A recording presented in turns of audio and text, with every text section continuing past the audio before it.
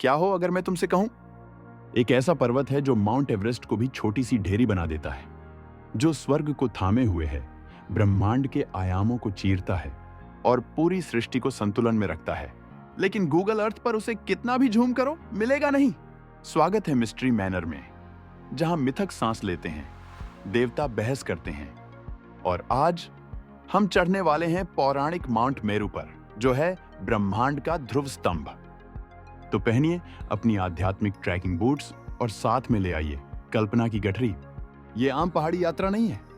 Segment 1, mount Meru क्या है? शुरुआत करते हैं बुनियादी बातों से। माउंट मेरू सिर्फ एक पर्वत नहीं, यह परम पर्वत है। हिंदू, बौद्ध और जैन धर्मों में मेरू ब्रह्मांड का केंद्र है। संकेतात्मक नहीं, शाब्दिक रूप से। शास्त्रों के अनुसार यह 14,000 योजन ऊंचा है।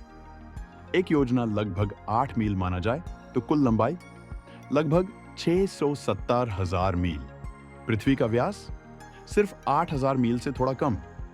तो हां, मेरू चांद से कह सकता है, थोड़ा साइड हो जाओ भाई। लेकिन सवाल ये, क्या प्राचीन सभ्यताएं सच में इतना असंभव स्थान क्यों बताती थी? क्योंकि मेरू सिर्फ भौतिक नहीं है, यह आध्यात्मिक और ब्रह्मांडीय है। एक ऐसा स्तंभ जो जोड़ता है नीचे पाताल लोक, बीच में भूलोक, ऊपर स्वर्गलोक। यह कोई चट्टान नहीं जिसे चढ़ा जाए, यह एक ध्यान की अवस्था है। सेगमेंट 2, इसकी लोकेशन कहां है?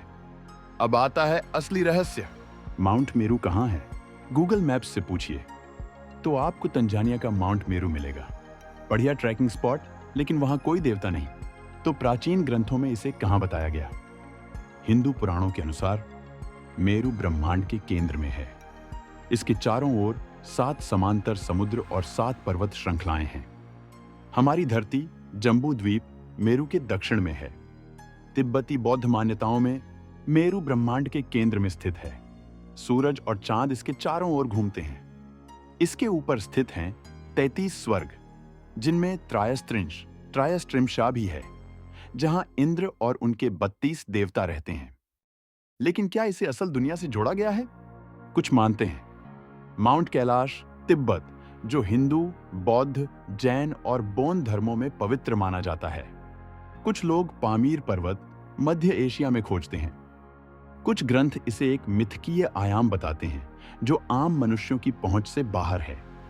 तो अगर कभी आपको ध्यानमग्न याक दिख जाए या कोई बादल ज्यादा ही समझदार लगे, समझ जाइए आप पास आ रहे हैं। सेगमेंट 3, कौन रहता है वहां? माउंट मेरू कोई वीरान चोटी नहीं, यह दिव्य किराएदारों से भरा पड़ा है।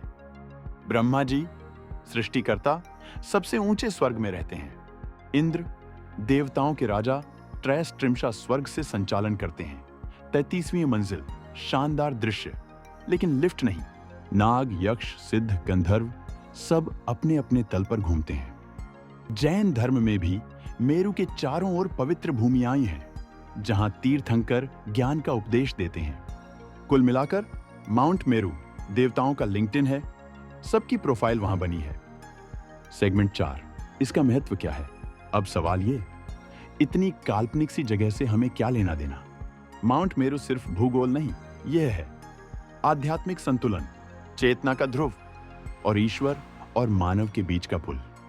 योग और तंत्र में मेरू आपका मेरुदंड, स्पाइन है, ऊर्जा का केंद्र, कुंडलिनी, जागरण का मार्ग। मेरुदंडा सुना है? हाँ, वही आपकी आंतरिक माउंट मेरू। तो हो सकता है आप उस पर चढ़ ना पाएं, लेकिन ध्यान के जरिए उसे जगा जरूर सकते हैं। सेगमेंट 5, अंतिम विचार।